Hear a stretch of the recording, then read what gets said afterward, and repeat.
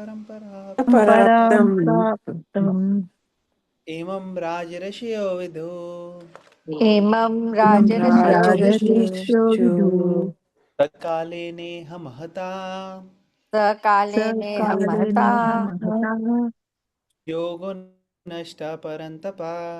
योगे नष्ट योगो परन्तप। नष्ट परन्तपः।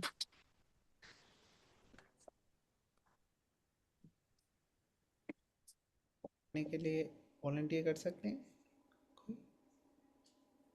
I can read, Prabhuji. Please पढ़िए यानी जी। The supreme science was thus received through the chain of disciplic succession, and the saintly kings understood it in the way. But in course of time, the succession was broken, and therefore the science as it appears to be lost.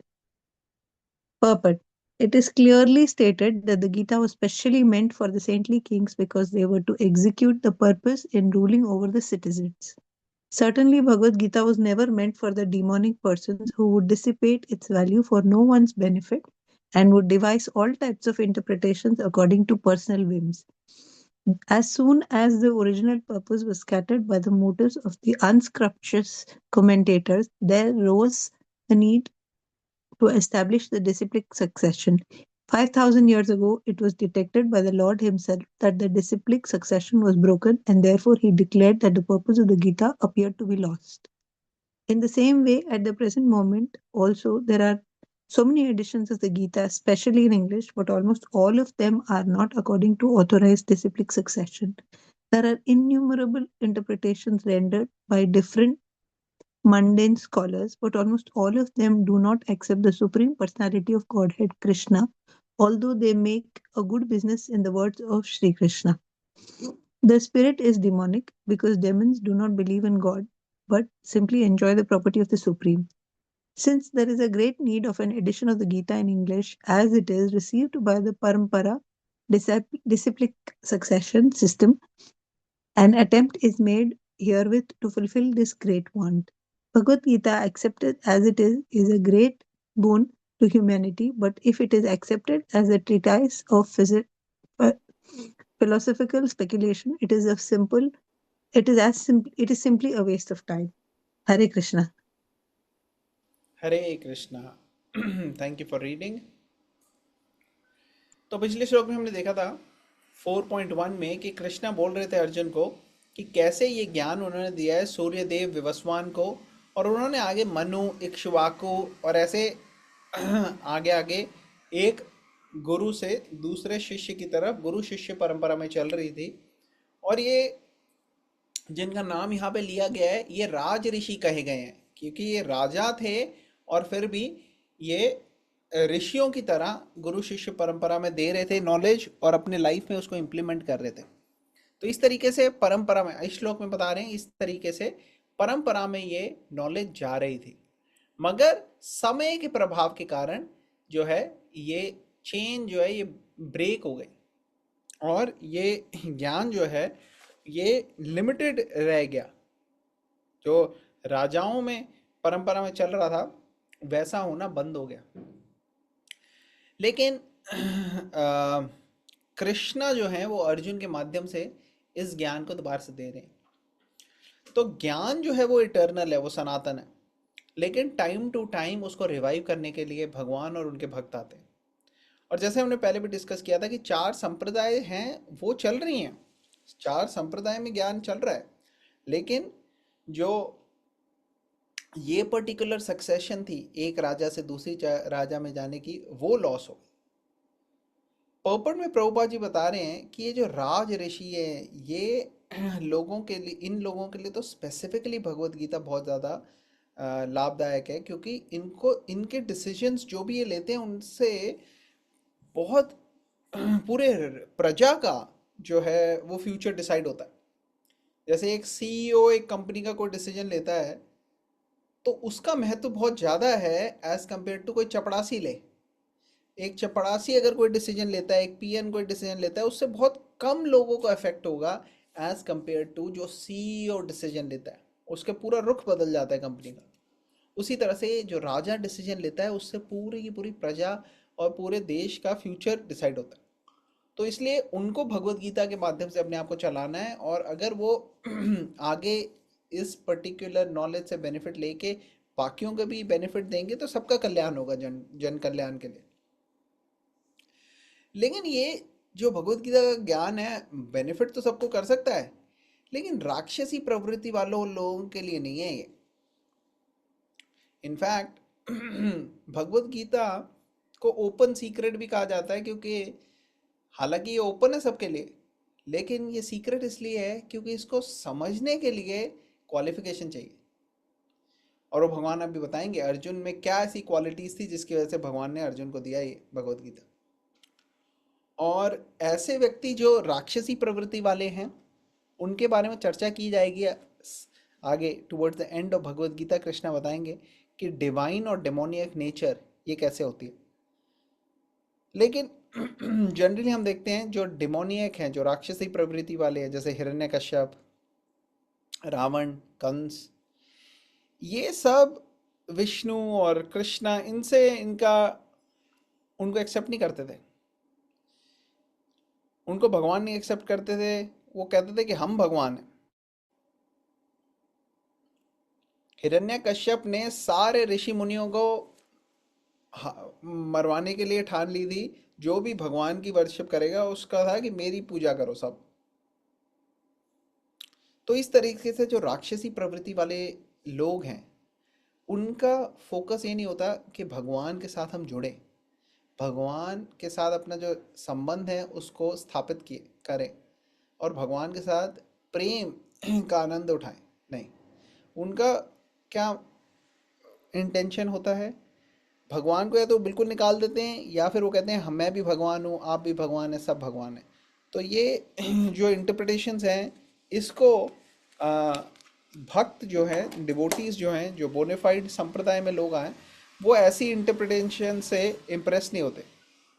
और जो राक्षसी प्रवृत्ति वाले लोग हैं वो थोड़ा बहुत बेनिफिट ले भी सकते हैं भगवत गीता से, लेकिन वो फिलोसफिकल स्पेक्यूलेशन के लेवल पे ही रह जाता है, उससे आगे नहीं बढ़ पाता।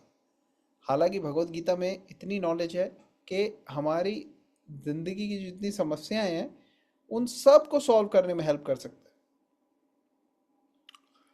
तो यहाँ पे प्रभुपाद बता रहे हैं कि जब ओरिजिनल पर्पस समझ में नहीं आएगा और अनस्क्रूपुलस मतलब अनऑथराइज्ड ऐसे व्यक्ति जिनको खुद ट्रेनिंग नहीं मिली हुई, जिन्होंने किसी गुरु से अच्छी ट्रेनिंग नहीं ली है, जिनको ज्ञान नहीं पता है, ऐसे लोग जो है अगर भगवत गीता के ऊपर कमेंट्री देंगे तो उनकी कमेंट्री से लोगों का हृदय परिवर्तित नहीं होता।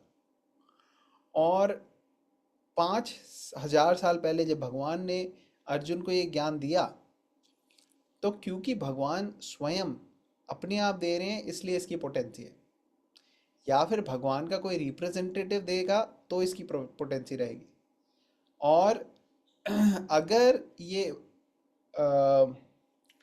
आजकल के हम बाहर जाके देखते हैं कितनी सारी बुक्स निकली हुई हैं भगवत गीता के ऊपर, और इन सबको अगर हम देखें तो हम देखते हैं ज़्यादातर बुक्स ऐसे लोगों ने लिखी हैं जिनको थोड़ा बहुत शायद संस्कृत का ज्ञान होगा, या कोई थोड़ा फिलोसफिकल इंटरेस्ट होगा, या किसी का कोई अपना उद्देश्य होगा, उसको उद्देश्य को स्थापित करने के लिए वो भगवत गीता का सहारा ले लिया उसने। ऐसे लोगों की तरह जो लोग हैं उन्होंने लिखा है। सही मायने में जो इस संप्रदाय में आ रहे हैं, बोनेफाइड संप्रदाय में, ऐसे लोगों द्वारा लिखी हुई भगवत गीता बहुत कम मिलेंगी।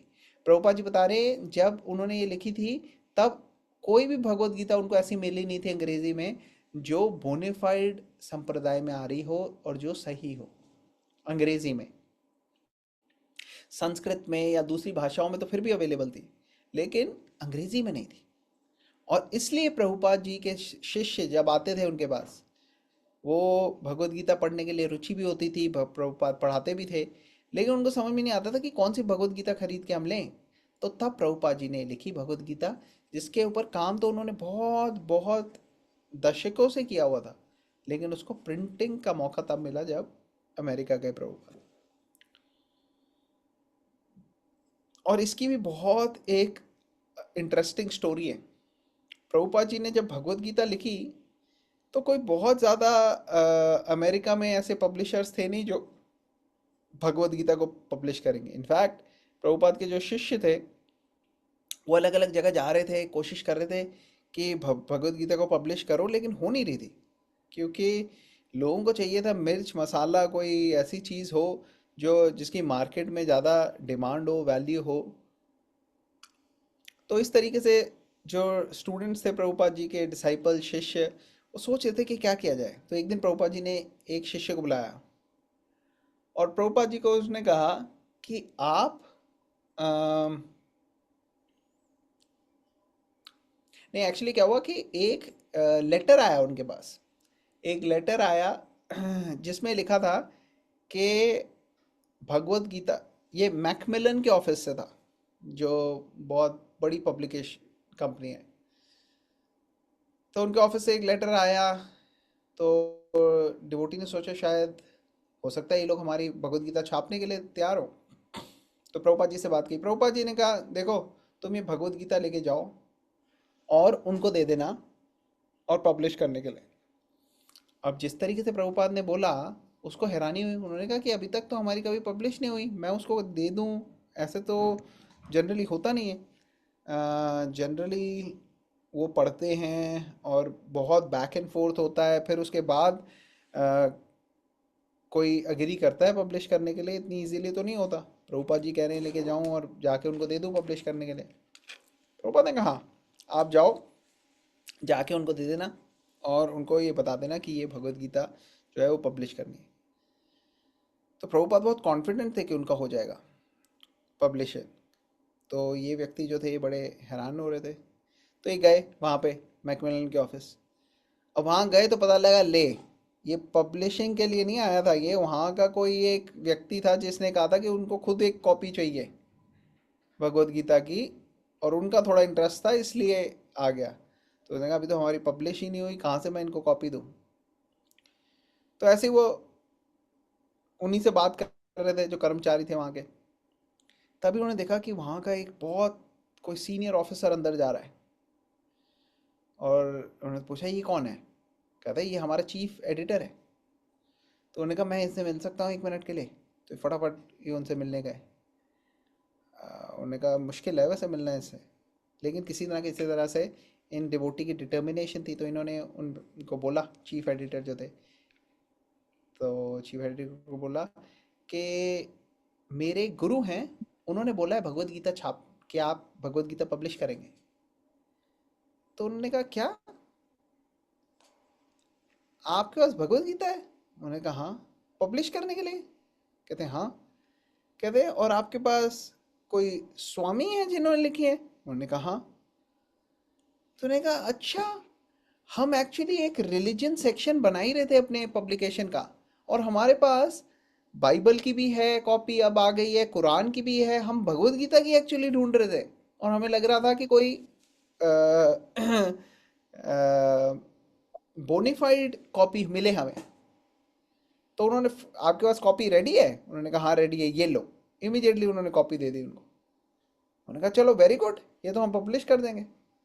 तो इस तरीके से भगवान ने ऐसा अरेंजमेंट किया कि भगवत गीता जो है वो पब्लिश हो गई। बाद में प्रभुपाद जी ने एक्चुअली जब वो इनिशियली पब्लिश हुई, तो उसमें से उन्होंने कहा कि एक्चुअली हमने जो बुक चाहिए हमें वो इतनी पेजेस की ही होनी चाहिए, पूरे के पूरे जो आपकी पब्लिकेशन है वो एक्सीड कर रही है, तो थोड़ा सा आप इसको कट शॉर्ट कीजिए। तो उसमें कई सारी चीज़ें, सेक्शन जो हैं वो उस वक्त कट शॉर्ट करना पड़ा था। लेकिन भगवत गीता जो है उससे काफ़ी पॉपुलर हुई, अमेरिका में कई लोगों ने ली भी, और धीरे धीरे प्रभुपाद जी ने अपनी पब्लिशिंग हाउस बनाई, तो उसके अंदर पूरी फुल वर्जन जो प्रभुपाद जी को चाहिए थी वो उन्होंने पब्लिश की। तो पॉइंट मैं यहाँ पे ये बताना चाह रहा हूँ कि भगवान का अरेंजमेंट जब होता है तो कहीं ना कहीं से कोई ना कोई व्यक्ति को इंस्ट्रूमेंट बना के भगवान अपना प्लानिंग जो है वो एग्जीक्यूट कर लेते हैं। तो प्रभुपाद जी की लाइफ में यही हुआ। प्रभुपाद जी जब इंडिया में थे, भगवान ने उन्हें इंडिकेशन दिया कि आप अमेरिका जाओ। प्रभुपाद आए अमेरिका। यहाँ पे कोई उनके पास रिसोर्सेज नहीं थे, कुछ नहीं था। प्रभुपाद जी को उनको भगवान ने इंस्पिरेशन दी कि लगे रहो, डटे रहो, करते रहे वो। और धीरे धीरे जहाँ जाके जो चीज़ प्रभुपाद कह रहे थे वो होती जा रही थी। प्रभुपाद जी कह रहे थे मुझे इधर टेम्पल चाहिए, वही टेम्पल बन जाता था कुछ दिनों में। किसी एक व्यक्ति को बुलाते थे, उसको बोलते थे कि आज से आप भक्ति शुरू कर दो, वो भक्त बन जाते थे। किसी को कहते थे कि ये पब्लिश करने के लिए लेके जाओ, पब्लिश हो जाती थी बुक। अब मैं जो रशिया है उसका वीज़ा लगना इम्पॉसिबल होता था अमेरिकन के लिए, लेकिन प्रभुपाद ने कहा मेरा वीज़ा लगा दो आप अमेरिका का, रशिया का, वो लग गया। तो कहने का मतलब ये है कि प्रभुपाद जी ने सब चीज़ें जो है भगवान से इंस्पिरेशन लेके और एक एक चीज़ जो भगवान उनको गाइड कर रहे थे उस हिसाब से ही भगवत गीता लिखी है। तो यहाँ पे प्रभुपाद बता रहे हैं कि अंग्रेजी में उस वक्त कोई भी ऐसी बोनेफाइड ग्रंथ नहीं थी जिसको हम कह सकते हैं कि हाँ भाई ये गुरु शिष्य परंपरा में आ रही है और बिल्कुल प्योर है इसके अंदर नॉलेज, और ये आप पढ़ो। बच्चों को, अपने जो स्टूडेंट्स थे उनको उनको रेकमेंड नहीं कर पा रहे थे प्रभुपाद जी, तो उन्होंने, प्रभुपाद जी ने ये पूरी की पूरी बुक लिखी। और हम देखते हैं कि ये बुक जो है ये सबसे ज़्यादा वाइड स्प्रेड कॉपी ऑफ भगवत गीता है। इनफैक्ट अगर आप देखोगे कई बारी इंडिया में मोदी जी या अलग अलग लोग जाते हैं कहीं, तो वो अलग अलग लैंग्वेजेस में, रशिया में, जापानीज़ में, अलग अलग लैंग्वेज में देते हैं भगवत गीता, अरेबिक में कई बारी। तो वो इस्कॉन वाली ही होती है, क्योंकि इस्कॉन की ही भगवत गीता है जो इतनी सारी लैंग्वेजेस में पब्लिश हुई है, क्योंकि इसने हृदय परिवर्तित किया लोगों का। और लोगों का क्योंकि हृदय परिवर्तित हुआ है, इसलिए कई कई कल्चर्स के बैकग्राउंड के लोग जो है वो आए हैं और वॉलंटरली इस पर्टिकुलर नॉलेज को ले भी रहे हैं और दूसरों को दे भी रहे हैं। तो यहाँ पे इस पर्टिकुलर श्लोक में कृष्णा ये बता रहे हैं अर्जुन को कि कैसे डिसिप्लिक सक्सेशन ब्रेक हुई और कैसे डिसिप्लिक सक्सेशन में ये नॉलेज अब अर्जुन से कृष्णा स्टार्ट कर रहे हैं देना। और प्रभुपाद में पर्पट में एक्सप्लेन कर रहे हैं कि ये डिसिप्लिक सक्सेशन गुरु शिष्य परंपरा की महत्व बहुत ज़्यादा है। ठीक है, किसी का कोई क्वेश्चन, कमेंट, कोई पॉइंट इस पर्टिकुलर सेक्शन में? कोई कुछ डिस्कस करना प्रभु चाहेगा? जी, मुझे एक क्वेश्चन पूछना है। क्या अम, बताइए। अम, अब तक, अभी तो हम आपके साथ पढ़ते हैं तो हमें पता है कि है ना, this is a genuine Bhagavad Gita. लेकिन how else would we know कि जो हम पढ़ रहे हैं वो जेन्युइन है? क्योंकि दिस इज व्हाट हैपेंस। अभी फॉर एग्जांपल जब भी कोई कुरान की बात करता है तो कहते हैं कि it is the only book, it has remain unchanged for so long. Bible है, इट हैज रिमेन। बाइबल के फिर भी मैंने सुने हैं बहुत वर्जन्स होते हैं, but when people talk about the Quran they say this is the only version and this is the truth. तो वो इतना कॉन्फिडेंस से कैसे बोल पाते हैं, और हम क्यों नहीं कह सकते ये बात कि नहीं, हम हमारी भी जो भगवत गीता है, this is the source and this is the correct source? हाँ, आई तो डोंट नो माता इफ जी आई एम दो मेकिंग बातें हैं। सेंस। हाँ, नहीं नहीं, you are making perfect sense. दो बातें हैं, देखो एक्चुअली क्या है कि हमारे को भी थोड़ी अपनी अवेयरनेस ना बढ़ानी पड़ेगी। हमको कोई कुछ बोल देता है ना कुरान में, हम उसको मान लेते हैं, बट आपको पता है कि कुरान की कितनी कॉपीज हैं? हम पढ़े नहीं है ना, तो हमें नॉलेज नहीं रहता है कि उनकी आपको कितनी नॉलेज नहीं है, कॉपीज हैं। लेकिन अगर आप देखोगे तो हर एक जो उनके सेक्ट्स हैं उनकी डिफरेंट कॉपी है। जब कुरान देखो आप, जब मोहम्मद जी ने कुरान लिखी या उन्होंने बताई, तो उन्होंने तो लिखी भी नहीं, हम्म। उनको तो लिखना भी नहीं आता था। हम्म। उन्होंने बोल दिया, किसी और ने लिख दिया। हम्म। कई सोर्सेज ऐसा ही बताते हैं कि कैसे वो पूरी की पूरी जो इनिशियल राइटिंग है, वो इनिशियल राइटिंग जो है वो लॉस्ट हो गई थी। मैं आपको शेयर करूंगा इससे मटेरियल जो है इससे रिलेटेड। बट पॉइंट ये है कि जो सुन्नीस की है वो अलग है कुरान, शिया की अलग है कुरान, देवबंदू की अलग है। तो इस तरीके के इतने सारे सेक्ट्स हैं, उनकी बहुत सारे डिफरेंसेस हैं। On the other hmm. Hand Bhagavad Gita के ट्रांसलेशन और श्लोक जो है उसके अंदर आपको वेरिएशन बहुत कम मिलेगा। हम्म।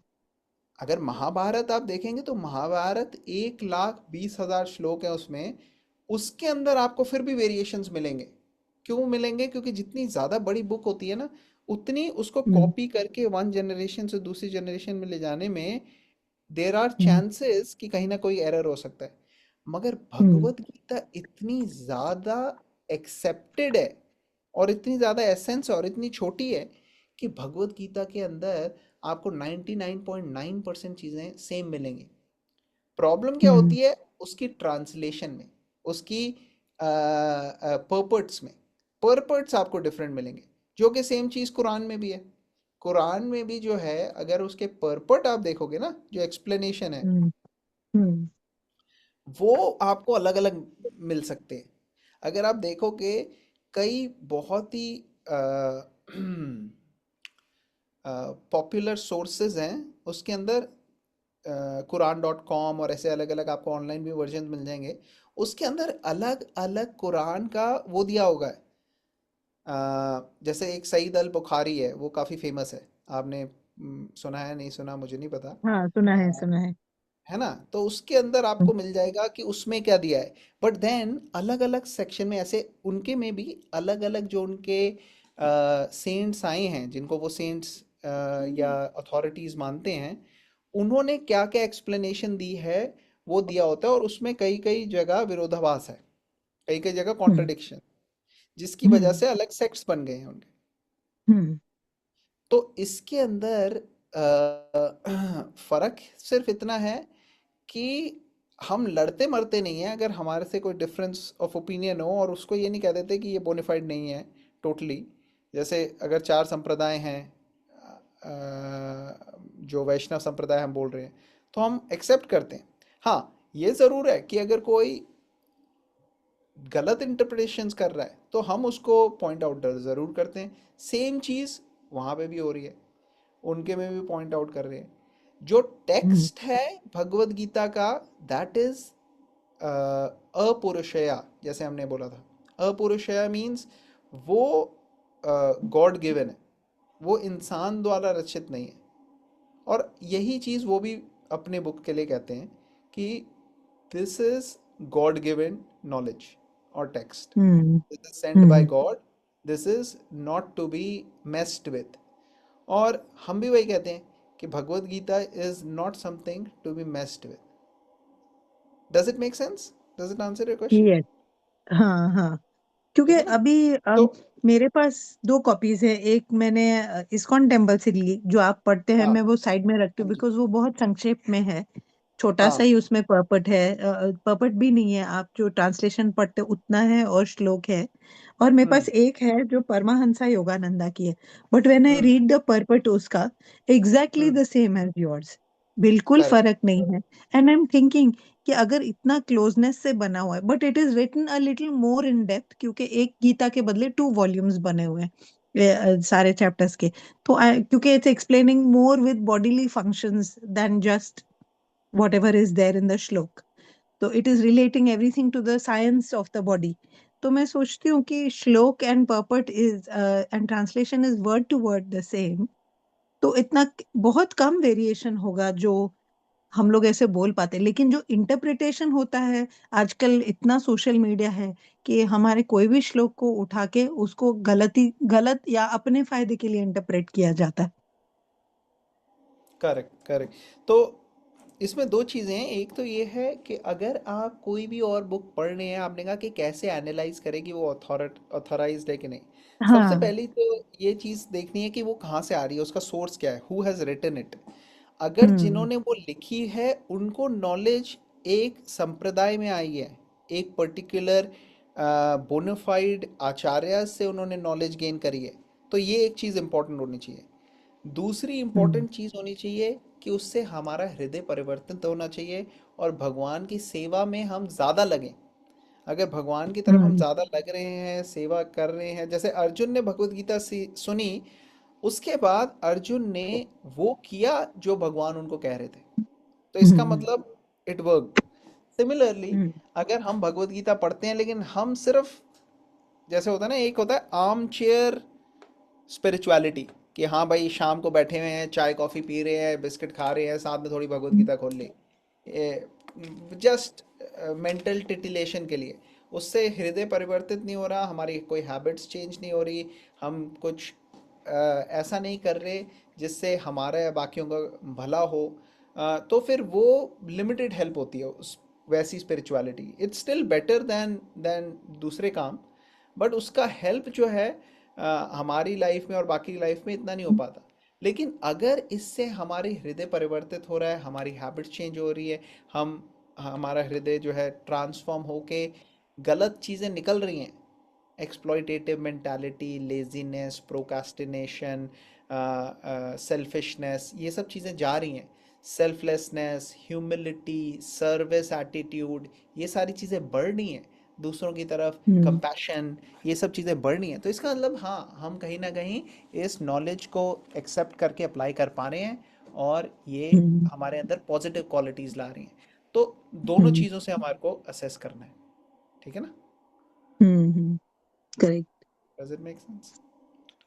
हाँ, very much, very much. Okay, good question. और किसी का कोई सवाल इससे रिलेटेड? प्रभु जी, मेरा अब एक और है। आप जो बोल रहे थे ना, राक्षसी प्रवृत्ति के लोग रहते हैं, हम्म।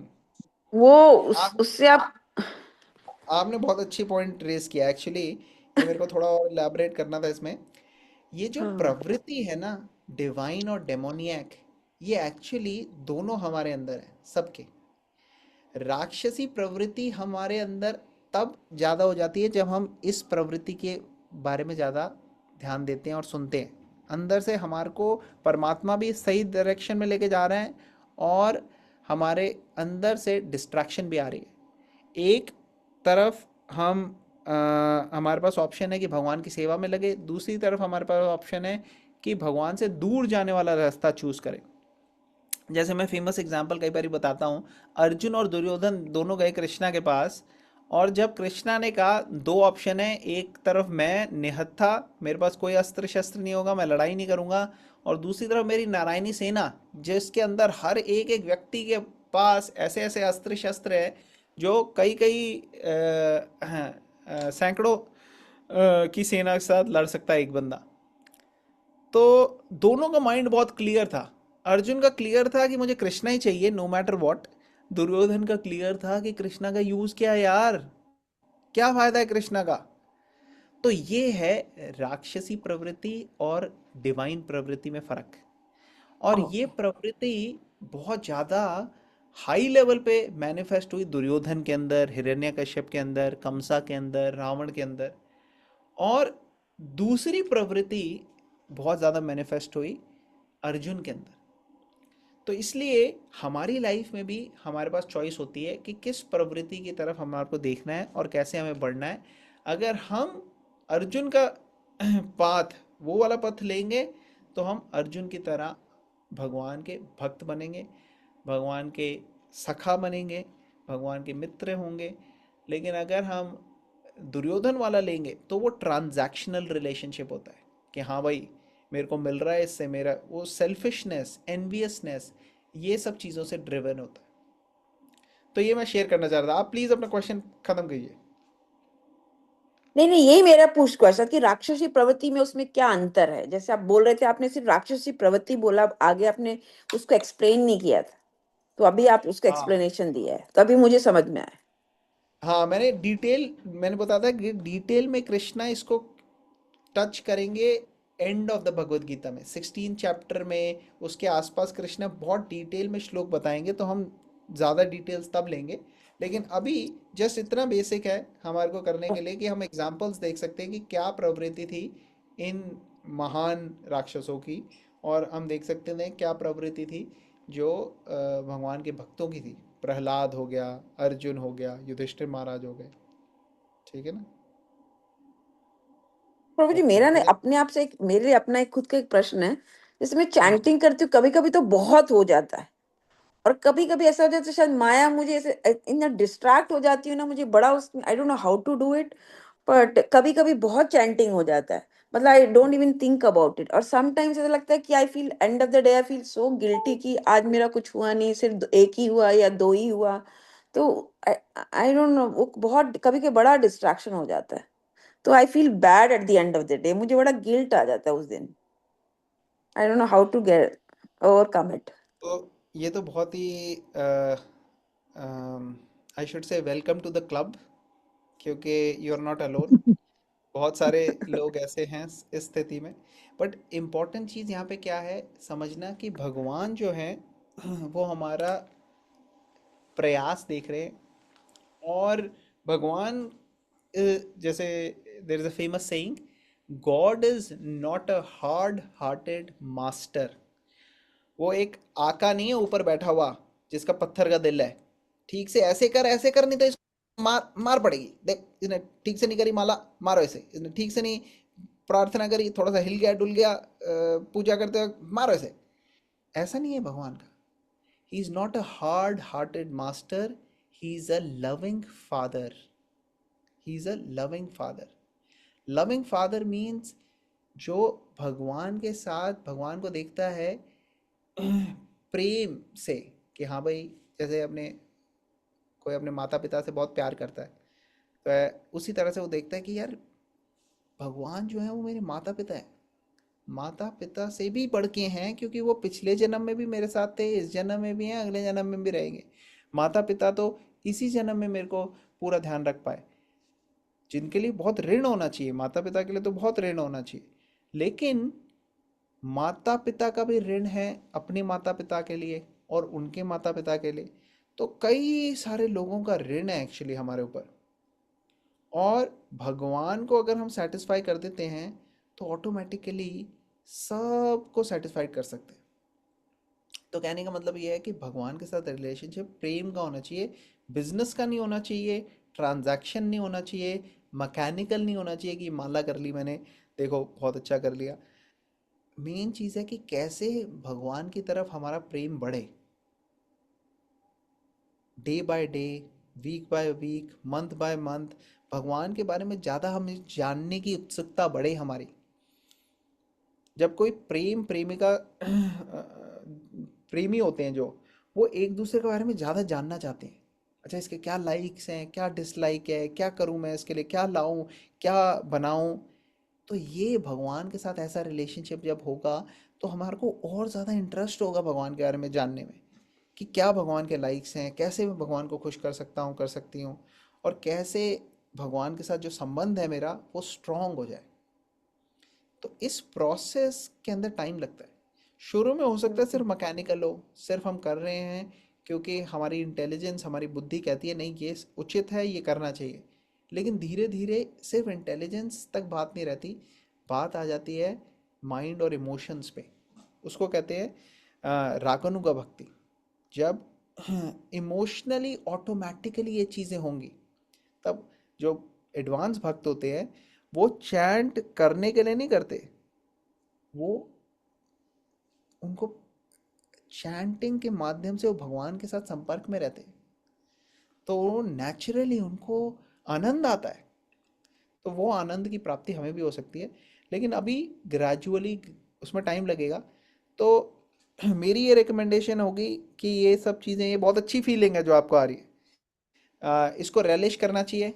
ये करना चाहिए कि भगवान थैंक यू सो मच, आप कितने मेरे को ऐसी फीलिंग दे रहे हो कि मुझे थोड़ा बुरा लगे। इसका मतलब ये है कि मेरे को थोड़ी रिस्पॉन्सिबिलिटी आ रही है कि हाँ भाई मैं ऐसा इसको और सीरियसली लूँ अपनी लाइफ में। तो that is a very good feeling actually. तो इसके बारे में बहुत खुश होना चाहिए कि इस तरीके की फीलिंग आ रही है। इस तरीके की फीलिंग आएगी तभी हम इस चीज़ को सीरियसली लेंगे। अगर आपने अपने बच्चे को खाना नहीं दिया पूरे दिन तो आपको गिल्ट लगेगा ना, कि अरे यार पूरा दिन से भूखा है, उसको खाना देना चाहिए। या फिर अगर मान लो आपने क्या कहते हैं कोई एक पर्टिकुलर आपकी ड्यूटी रिस्पॉन्सिबिलिटी नहीं करी, तो आप ये नहीं कहते कि गिल्ट क्यों हो रहा है मुझे। आप कहते हो नहीं नहीं वो करनी है, ये तो अच्छी बात है, मेरे को एहसास हो रहा है कि मेरे को करनी है। तो this is very good feeling. Does it make sense माता जी? यस प्रभु जी, समझ में आया। मतलब आयुष, मतलब मुझे, जैसे मैं आपको बोल रही हूँ ना, जिस दिन नहीं, जैसे कल स्पेशली जब मैं घर पे रहती हूँ तो आई थिंक उस दिन मुझे ज्यादा गिल्ट आता है। बाकी जो मैं आई वर्क तो मेरा सब अच्छे से होता है, तो मुझे इस बात पे फील होता है कि जब मैं घर पे हूँ तो ज्यादा होना चाहिए, पर उस दिन हाँ नहीं होता बिल्कुल, है, तो ये मेरा परफेक्ट वो फीलिंग है। प्रॉब्लम है। तो मुझे बड़ा गिल्ट होता है, and of the day I feel very guilty कि आज मैंने कुछ नहीं किया, नहीं आई डू सो मच। तो इसलिए मैं सोच रही थी, आपने सही अच्छा बोला, आई हैव टू सिंसियरली। नहीं, अगर आपको गिल्ट फीलिंग हो तो सबसे पहले आपको थैंक यू बोलना चाहिए भगवान को कि भगवान मुझे ऐसी फीलिंग आ रही है ना। अगर कोई पूरा दिन खाना ना दिया बच्चा को और एंड में गिल्ट भी ना लगे, उसको कहे खाए खाए नहीं खाए नहीं, मेरे क्या लेने देना, अगर ऐसी फीलिंग हो तो ये फीलिंग ज्यादा अच्छी है या गिल्ट वाली फीलिंग ज्यादा अच्छी है? नहीं, गिल्ट वाली अच्छी है, तो वही I think guilt it will वाली अच्छी है ना? ट्राइंग टू तो टीच ये मी बहुत, समथिंग कि हाँ, तो भगवान अंदर से परमात्मा गाइड कर रहे हैं आपको, आपको गाइडेंस ऑलरेडी मिलनी शुरू हो गई है, तो आप बस थैंक करो भगवान को कि ऐसे ही गाइड करते रहे। ठीक है। थैंक यू प्रभु जी, thank you very thank you, much. Great question. Okay, next श्लोका करते हैं। स हम्म। एवायं मया तेद्या क स एवायं एवायं मया मया तेद्या तेथा योग प्रोक्ता पुरातना योग योग प्रोक्ता प्रोक्ता पुरातना पुरातना भक्तोसी में सखा चेति भक्तोसी भक्तसी में मे सखा सखा चेति चेति रहस्यम ह्येतदुत्तमम्। रहस्यम रहस्यं ये अद्भुतम। ह्येतदुत्तमम्। कौन पढ़ेगा ट्रांसलेशन? कोई मैं पढ़ती वॉलंटियर हूँ कर? प्रभु जी। प्लीज पढ़। Translation. That very ancient science of the relationship with the Supreme is today told by me to you because you are my devotee as well as my friend and can therefore understand the transcendental mystery of this science. Purport. There are two classes of men, namely the devotee and the demon. The Lord selected Arjuna as the recipient of this great science owing to his being a devotee of the Lord. But for the demon, it is not possible to understand this great mysterious science. There are a number of editions of this great book of knowledge. Some of them have commentaries by the devotees, and some of them have commentaries by the demons. Commentation by the devotees is real, whereas that of the demons is useless. Arjuna accepts Sri Krishna as the supreme personality of Godhead, and any commentary on the Gita following in the footsteps of the Arjuna is real devotional service to the cause of this great science. The demonic, however, do not accept Lord Krishna as he is. Instead, they concoct something about Krishna and misled general readers from the path of Krishna's instructions. Here is a warning about such misleading paths. One should try to follow the disciplic succession from Arjuna and thus be benefited by this great science of Srimad Bhagavad Gita. Hare Krishna. हरे कृष्णा। तो यहाँ पे भगवान बता रहे हैं कि अर्जुना को क्या, किस कारण से ये ज्ञान दिया गया है। 2 पॉइंट्स बताएं, क्या बताएं, कोई बता सकता है क्यों अर्जुन कि को आप बताई मेरे भगवत गीता? डिवोटी हो और मेरे दोस्त हो। हाँ, परफेक्ट। 2 कारण हैं, क्योंकि भगवान का भक्त थे अर्जुन और भगवान के मित्र थे। तो अगर ऐसा भावना होगा किसी का कि वो भगवान का भक्त हो और भगवान का मित्र हो, तो उसको भगवत गीता रिवील हो जाएगी। अदरवाइज रिवील नहीं होगी। कोई पढ़ भी लेगा, जैसे कई लोग एक्चुअली आप देखोगे ना, कई जो फेमस पर्सनालिटीज हैं, सेलिब्रिटीज हैं, आजकल वो ऑथर बन के भगवत गीता के ऊपर लिखने लग गए। हालांकि उनको कोई ट्रेनिंग नहीं है, कोई गुरु परंपरा, शिष्य परंपरा में आए नहीं वो, ना उन्होंने किसी के पास जाके सीखा सुना, अपने मन से, या उन्होंने थोड़ी सी संस्कृत सीख ली। अब हमने पहले भी डिस्कस किया था, संस्कृत सीख के भगवत गीता बताना इज इक्वलन टू कोई इंग्लिश का प्रोफेसर मेडिकल की बुक्स पढ़ के कहे कि मैं न्यूरो सर्जन बन गया हूँ। क्या फिर मैं न्यूरो सर्जरी सिखा सकता हूँ आपको? मैंने न्यूरो सर्जरी की बुक पढ़ ली है? नहीं। आपने न्यूरो सर्जरी की बुक पढ़ी होगी जो इंग्लिश में लिखी है, और आप इंग्लिश के प्रोफेसर हो, इसका मतलब ये नहीं कि आपको न्यूरो सर्जरी की साइंस आती है। उसी तरह से किसी ने संस्कृत में भगवत गीता पढ़ी है, इसका मतलब ये नहीं कि भगवत गीता की नॉलेज जो है, जो भगवत गीता की ट्रेनिंग है, उसको मिल गई हो। अर्जुन के अंदर क्वालिफिकेशन थी, क्या थी? कि वो भगवान का भक्त था पहले से और भगवान का मित्र था। तो पहले भक्त और मित्र बनो, फिर उसके बाद हो सकता है। तो जब ट्रेनिंग होती है भगवत गीता की, किसी को भी मिलती है गुरु से, तो गुरु पहले सिखाता है कि कैसे भक्ति की जाए और कैसे भगवान के साथ मैत्र का भाव हो। जब ये दोनों चीज़ें होंगे, तब आप भगवत गीता की ट्रेनिंग, जो साइंस है उसकी ट्रेनिंग मिल सकती है आपको, और फिर आप उस पर्टिकुलर फील्ड में कमेंट करने के लिए ट्रेन हो सकते हो।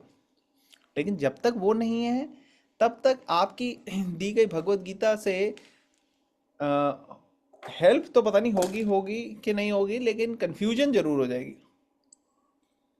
रूप गोस्वामी बताते हैं, श्रुति स्मृति पुराण आदि पांचरात्र की विधि बिना एकांत की हरेर भक्तिर उत्पादाय एव कल्पते।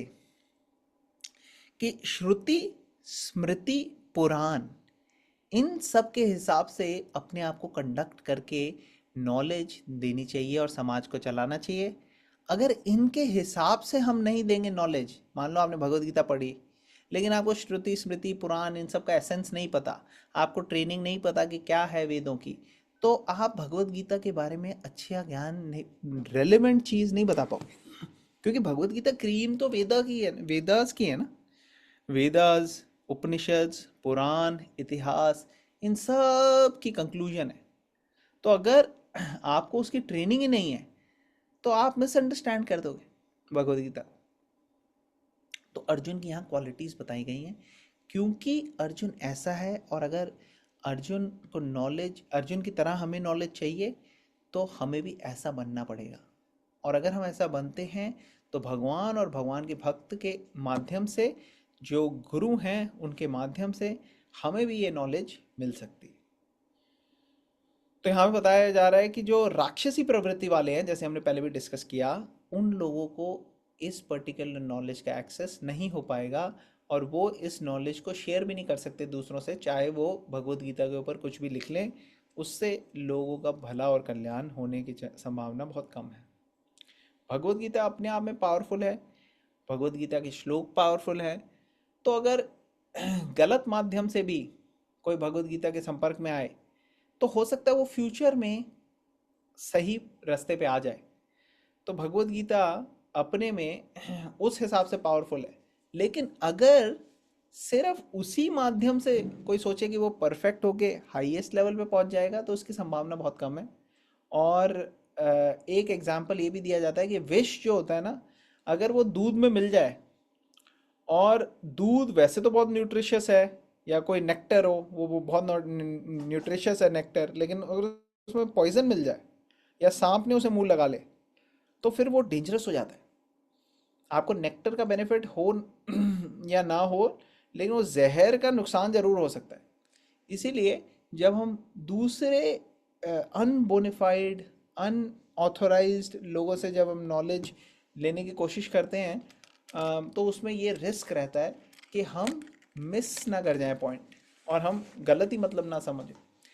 कई बार आप देखोगे कई ऐसे लोग हैं जो भगवत गीता पे कमेंट्री करते हैं लेकिन बोलते हैं इसको माइथोलॉजी, हिंदू माइथोलॉजी।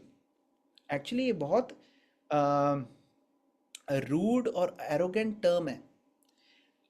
अंग्रेजों ने ये माइथोलॉजी वर्ड यूज किया जो वैदिक लिटरेचर्स हैं उसके लिए। महाभारत और रामायण के लिए एक्चुअल वर्ड जो संस्कृत में है वो क्या है आप लोगों को पता है? महाभारत रामायण इनको क्या बोला जाता है? एपिक्स। हाँ, कौन सी संस्कृत में वर्ड क्या यूज करते हैं इनके लिए? वेद, पुराण। महाभारत और रामायण के लिए स्पेसिफिक वर्ड यूज किया जाता है इतिहासा। ऐतिहासिक। यस। तो इतिहास मतलब क्या होता है? इति हिस्ट्री। मतलब ऐसे, इतिहास, हास मीन्स ऐसे हुआ था। इतिहास मीन्स जैसे आपने बताया हिस्ट्री, हिस्ट्री मीन्स ऐसे हुआ था। तो इतिहास को उन्होंने बना दिया माइथोलॉजी। अब क्योंकि उन्होंने अपनी लैंग्वेज में बनाया अंग्रेजी, और इंडियंस जो है वो जो भी अंग्रेजी भाषा वाले बोल रहे थे उसी को सीखा, उसी को सुना और वही वर्बेज यूज करनी शुरू कर दी। तो शुरू शुरू में आज़ादी के बाद हिंदुस्तान के लोग भी माइथोलॉजी यूज करने लगे टर्म, बट एक्चुअली ये बहुत ऑफेंसिव टर्म है। वो बाइबल के अंदर कितनी चीजें लिखी हैं उसको नहीं कहते वो माइथोलॉजी। कभी सुना है आपने अकॉर्डिंग टू बाइबल एक मैथोलॉजी ऐसे सुना है कभी? नहीं, कभी नहीं भी नहीं बोला। सुना। हाँ, कुरान के बारे में आप माइथोलॉजी कह के दिखा दो, नहीं बोल पूरी सकते हैं। दुनिया नीचे ला देंगे। हाँ, वो हिला देंगे आपको। तो आप किस में अटक गए? एक कंफ्यूज हिंदू बेचारा, उसको खुद नहीं पता अपना क्या चल रहा है क्या नहीं चल रहा, उसको तुमने माइथोलॉजी बोल बोल के ट्रेन किया, वो भी अपने लोगों को माइथोलॉजी बोल बोल के बेच देता है। उसने खुद बुक लिख दी भगवत गीता के ऊपर, लेकिन उसमें क्या लिखा है? माइथोलॉजी। अरे यार, तो फिर फायदा ही क्या हुआ? अगर ये मिथ है, mythology means it's a myth. Myth means जो गलत धारणाएं, आपने हिस्ट्री से उसको टोटली चेंज करके मिथ बता दिया। और जिन लोगों को नहीं पता, जिन लोगों को नॉलेज नहीं है, जो अंग्रेजों के पूछ पकड़ पकड़ के चल रहे हैं, वो सोचते हैं हाँ माइथोलॉजी, हिंदू माइथोलॉजी बोल देते हैं वो भी। लेकिन एक्चुअली ये बहुत ऑफेंसिव टर्म है। और जो भी थोड़े खुले दिमाग वाले हैं ना, अनबायस्ड लोग, वो समझ जाते हैं कि यहाँ पे क्या हो रहा है। हाँ, बाइबल वाली मैथोलॉजी नहीं है। बाइबल में कई सारी स्टोरीज हैं एक्चुअली, कि कई लोग हजार हजार साल तक जिए और बहुत सारी ऐसी चीज़ें हुई। अब ये सब चीज़ों का कोई साइंटिफिक रिकॉर्ड, रिटन रिकॉर्ड्स लोगों को नहीं भी मिला, लेकिन फिर भी बाइबल को के अंदर वाली चीज़ों को मैथोलॉजी नहीं बोलते हो। लेकिन बाकी जो लोग प्रोटेस्ट नहीं करते, हिंदूज, उनकी चीज़ों को मैथोलॉजी भी बोल के निकल लेते हैं। और हिंदूज भी यहाँ पे कुछ समझ भी नहीं पाते इस चीज़ को। तो एक्चुअली जो लोग ऐसी ट्रांसलेशंस कर रहे हैं, वो जनरली अपनी पब्लिसिटी करने के लिए, या अपना कोई पर्टिकुलर एजेंडा चलाने के लिए, या लोगों को दिखाने के लिए कि मुझे भी बहुत नॉलेज है, ऐसे करके पैसे बनाने के लिए कर लेते हैं। But that is actually not the bona fide way of learning. ठीक है ना? These are few thoughts I can share इस पर्टिकुलर श्लोक में से। किसी का कोई क्वेश्चन, कमेंट, कोई पॉइंट यहाँ पे?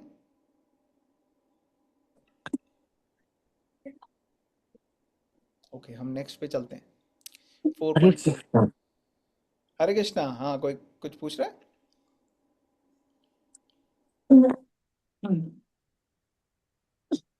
हरे कृष्णा, आवाज नहीं आ रही। Okay, will go to the next श्लोक। Yes. अर्जुन वाचा Arjun Arjun Vacha Vacha अपरम भवतो जन्म अपरं भवतो Aparam जन्म Bhavato Bhavato Janma Janma परम जन्म विवस्वता Param परं Janma Param Janma Vivasvata Vivasvata कथम एतद्विजानीयम् Katham Etat Katham Etat Vijaniyam Vijaniyam त्वम् आदौ प्रोक्तवानिति। Tvam Tvam Ado Adau Proktavan Iti. वो वॉलंटियर करेगा पढ़ने के लिए ट्रांसलेशन पापा? कौन अवेलेबल है? I can read, Prabhuji. Please मेरा पढ़। ना थोड़ा नीचे गिर गया तो आ गया। ठीक है, हो गया। Arjun said, "The sun god Vivasvan is senior by birth to you. How am I to understand that in the beginning? You instructed this science to him?" Arjun is an accepted devotee of the Lord, so how could he not believe Krishna's words? The fact is that Arjun is not inquiring for himself, but for those who do not believe in the Supreme Personality of Godhead, or for the demons who do not like the idea that Krishna should be accepted as the Supreme Personality of Godhead. For them, only Arjun inquires on this point, as if he were himself not aware of the personality of Godhead or Krishna. As it will be evident from the 10th chapter, Arjun knew perfectly well that Krishna is the Supreme Personality of Godhead, the fountainhead of everything, ठीक है। and, and the last word in transcendence. Of course, Krishna also appeared as the son of Devaki on this earth. How Krishna managed the same Supreme Personality of Godhead, the eternal original person, is very difficult for an ordinary man to understand. Therefore, to clarify this point, Arjun put this question before Krishna so that he himself could speak authoritatively. That Krishna is the supreme authority is accepted by the whole world, not only at present, but from time immemorial, and the demons alone reject him. Anyway, since Krishna is the authority accepted by all, Arjun put this question before him in order that Krishna would describe himself without being depicted by the demons, who always try to distort him in a way understandable to the demons and their followers. It is necessary that everyone for his own interest knew the science of Krishna. Therefore, when Krishna himself speaks about himself, it is auspicious for all the worlds. To the demons, such explanation by Krishna himself may appear to be strange because the demon always study Krishna from their own standpoint, but those who are devotees heartily welcome the statement of Krishna when they are spoken by Krishna himself. The devotees will always worship such authoritative statement of Krishna because they are always eager to know more and more about him. The atheists who consider Krishna an ordinary man may in this way come to know that Krishna is superhuman, that he is Sak Siddhana Vigraha, the eternal form Sachchidanand of विग्रह such Sachchidanand Chidananda Vigraha, the eternal form of bliss and knowledge, that he is transcendental and that he is above the domination of the modes of material nature and above the influence of time and space. A devotee of Krishna like Arjun is undoubtedly above any misunderstanding of the transcendental position of Krishna. Arjun's putting this question before the Lord is simply an attempt by the devotee to defy the atheist attitude of person who consider Krishna to be an ordinary human being subject to the modes of material nature. Hare Krishna. Hare Krishna, thank you so much. Okay, तो यहाँ अर्जुन प्रश्न पूछ रहे हैं अब। तो कृष्ण ने बताया कि कैसे मैं ये ज्ञान दे रहा हूँ आपको, और पहले भी मैंने सूर्यदेव को दिया था और उनसे मनु इक्ष्वाकु इस तरीके से चल रहा था, और ये ब्रेक हो गई, तो अब मैं ये ज्ञान आपको दे रहा हूँ। तो अर्जुन पूछ रहे हैं कि अच्छा, सूर्यदेव विवस्वान, वो तो आपसे उम्र में काफ़ी बड़े हैं, तो ये मैं कैसे समझूं कि आपने ये ज्ञान उनको दिया है? अब कोई कह सकता है कि अरे, अर्जुन यहाँ पे क्वेश्चन कर रहा है, मतलब क्या उसको विश्वास नहीं है कृष्ण जो बोल रहे हैं वो सही है? नहीं, विश्वास है, लेकिन क्वेश्चन करना वैदिक कल्चर में अच्छा माना गया है। वैदिक कल्चर में सवाल पूछना बहुत अप्रोप्रिएट होता है।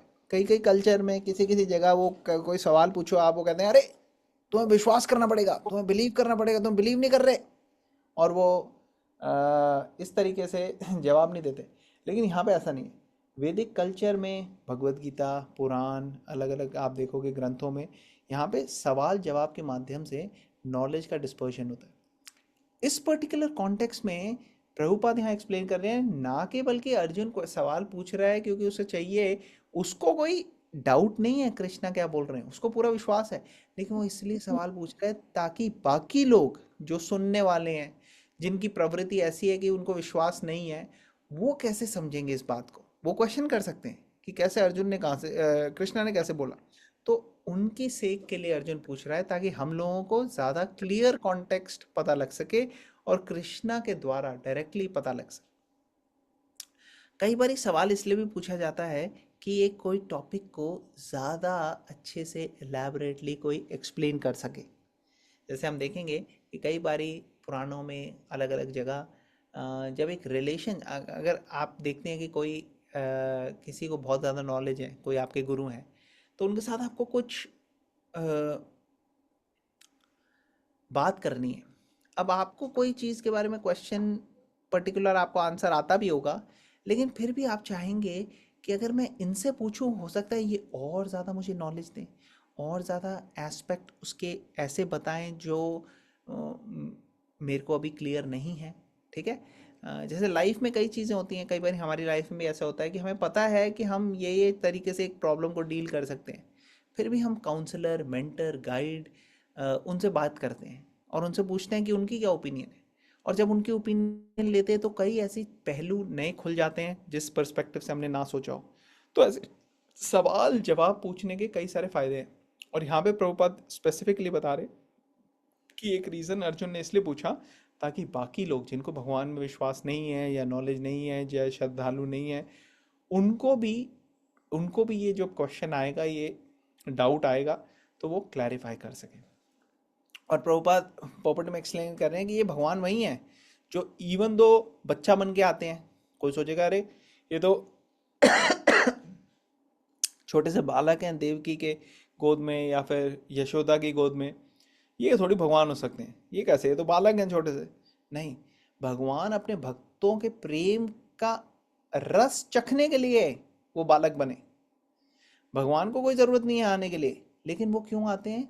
भक्तों के साथ प्रेम का आदान प्रदान करने के लिए। अब बाकी आप देखेंगे कुरान में या बाइबल में या बाकी ग्रंथों में, वहाँ पे ये पता लग सकता है कि हाँ, God is great, God is powerful, God is all knowledge, omniscient, omni present, हर जगह है वो, हर चीज़ की नॉलेज है, महान है, कंट्रोलर है, ये सब चीज़ें पता लग सकती हैं। लेकिन भगवान को सबसे अच्छा आनंद किस में आता है? पनिश करने में नहीं, कि लोगों को पनिश कर रहे हैं, कि वो गलत कोई काम कर रहा है उसको पनिश कर दिया, नहीं, इसमें भगवान को आनंद नहीं आता। भगवान को आनंद आता है भक्तों के प्रेम का रस चखने में। यशोदा माई, नंद बाबा, ये सब कितने कितने भगवान के साथ जिनका जैसे प्रेम होता है ना, भगवान वैसे ही वो प्रेम को रेसिप्रोकेट करने के लिए वो रूप लेते हैं। अगर किसी को भगवान को अपने बच्चे के रूप में प्यार करना है तो भगवान वो रूप ले लेते हैं। जैसे एक बारी भगवान ने क्या किया था, जब ब्रह्मा जी ने सारे गोपाज और गोपी, सॉरी गोपा और बछड़े, इन सबको ले लिया था, जितने भी ग्वाल बाल थे और बछड़े थे जिनको चढ़ाने के लिए लेके जाते थे ये सब, कृष्णा और उनकी पूरी फ्रेंड सर्कल, इन सब को ब्रह्मा जी ने चुरा लिया देखने के लिए। ये कृष्णा है कौन यार, पता तो लगे। वो भी कंफ्यूज हो गए थे, ब्रह्मा जी भी, ऑर्डिनरी व्यक्ति लग रहा है ये तो, ये भगवान तो नहीं लग रहा। तो उन्होंने टेस्ट करा और फिर एकदम उनको पता लग गया, अरे क्या गलती करी मैंने, ये तो भगवान है साक्षात। तो इसलिए उसी वक्त उसको समझ में आ गया ब्रह्मा जी को कि ये साक्षात कृष्णा ही भगवान है। लेकिन उस बीच जो टाइम पीरियड जब उन्होंने सबको चुरा लिया था, तब कृष्णा ने एक्सपैंड कर लिया था अपने आप को सारे ग्वाल बाल और सारे बछड़ों में। और जब वो गए अपने अपनी माताओं के पास, तो बछड़े भी और ग्वाल बाल भी सब बहुत ज़्यादा प्रेम करने लगे अपने बच्चों से, इतना प्रेम करने लगे जितना पहले भी नहीं था। क्यों? क्योंकि उनकी इच्छा थी कि कृष्णा को अपने बच्चे के रूप में वो सेवा करे, और कृष्णा ने उनकी इच्छा पूरी करी खुद उनका बच्चा बन के। तो ये कृष्णा है। कृष्णा उसी तरीके से रेसिप्रोकेट करते हैं जिस तरीके से हम भगवान को अप्रोच करते हैं। अगर हम अप्रोच करते हैं कि भगवान मेरे देखो, आप देखोगे कहा जाता है कि भगवान इज सुप्रीम फादर, लेकिन रियल प्रेम जो करते हैं ना, वो कहते हैं भगवान I want to serve you as my child. क्यों? इसलिए क्योंकि बच्चे को ज़्यादा प्यार देते हो आप, पिताजी से तो प्यार लेते हो, और प्यार देने में ज़्यादा आनंद आता है, लेने में नहीं। तो इसलिए भगवान सुप्रीम फादर, सुप्रीम मदर, ये बेसिक अंडरस्टैंडिंग के लिए अच्छा है, लेकिन हायर अंडरस्टैंडिंग ये है कि भगवान से लेना नहीं है, उनको कैसे हम दे सकें अपना प्यार। और बच्चे को जनरली देते हैं हम, क्योंकि बच्चा हेल्पलेस होता है, छोटा सा बच्चा है, उसको तो बहुत केयर, अटेंशन, सब चीज़ें चाहिए। तो इस रूप में भगवान आते हैं कि ज़्यादा से ज़्यादा प्यार ले सके, क्योंकि उसमें भक्त को सबसे ज़्यादा आनंद आएगा भगवान को प्यार देने में। और भगवान हेल्पलेसली अपने आप को भक्त के हवाले कर रहे हैं, इसमें भगवान को आनंद आ रहा है। तो ये जो प्रेम का आनंद है, ये कृष्णा जो है अपने भक्तों के साथ लविंग रेसिप्रोकेशन होता है। तो इवन तो वो भगवान है, लेकिन जब वो अपने भक्तों के संपर्क में आते हैं, तो तब मेन मकसद होता है कि प्यार का आदान प्रदान देना, प्रेम का आनंद प्रदान। ठीक है ना? ओके, फिर प्रभुपाद यहाँ पे और ये भी एक्सप्लेन कर रहे हैं, When Krishna speaks about himself, it is auspicious for all the worlds. तो अर्जुन ये बोलना चाह रहे हैं कि आप ही अपने बारे में खुद बताओ, क्योंकि जब भगवान बताएंगे तो वो सबके लिए ऑस्पिशियस होगा। हाँ, जो राक्षसी प्रवृत्ति वाले हैं उन लोगों को हो सकता है इतना फर्क ना लगे, लेकिन जो बीच में है जिनके अंदर राक्षसी प्रवृत्ति कम है उनकी प्रवृत्ति चेंज हो सकती है, ठीक है ना, उनकी हृदय जो है ट्रांसफॉर्म हो सकता है। और इस भगवत गीता को पढ़ के भक्तों का एसोसिएशन लेके हमको पूरे क्लियर कॉन्सेप्ट मिल जाता है। यहाँ पे बताया गया कि भगवान जो है उनकी नेचर क्या है, सच्चिदानंद, मटीरियल शरीर नहीं है उनका, उनका है सच्चिदानंद। सच्चिदानंद मतलब कि eternal, full of knowledge, full of bliss, हमेशा से था, सनातन है भगवान का जो शरीर है। और भगवान का शरीर मटीरियल नहीं है, वो आनंद से भरा हुआ है और पूरी नॉलेज से भरा हुआ है, ऐसा है भगवान का, दिव्य है रूप भगवान का। वो मटीरियल नहीं है, 3 गुणों से बना हुआ नहीं है जैसे हमारा शरीर है, वो पंच तत्वों से बना नहीं है जैसे हमारा शरीर है, पंच धातु से नहीं बना हुआ। फिर यहाँ पे प्रभुपाद कंक्लूड कर रहे हैं कि अर्जुन ये सवाल भगवान के सामने रख रहे हैं और देख रहे हैं कि अब भगवान इसको कैसे एक्सप्लेन करते हैं। तो भगवान की एक्सप्लेनेशन होगी नेक्स्ट श्लोक में। आज हमारे पास टाइम नहीं है इससे आगे जाने का, लेकिन हम नेक्स्ट वीक कंटिन्यू करेंगे इसकी डिस्कशन। ओके, किसी का कोई final point, question, comment, realisation, reflection को शेयर करना चाहेगा? Okay, if no one has anything तो हम एंड करते हैं यहाँ पे। ग्रंथराज भगवद गीता की जय, जय। श्री प्रभुपाद की जय। जय। Thank you so much.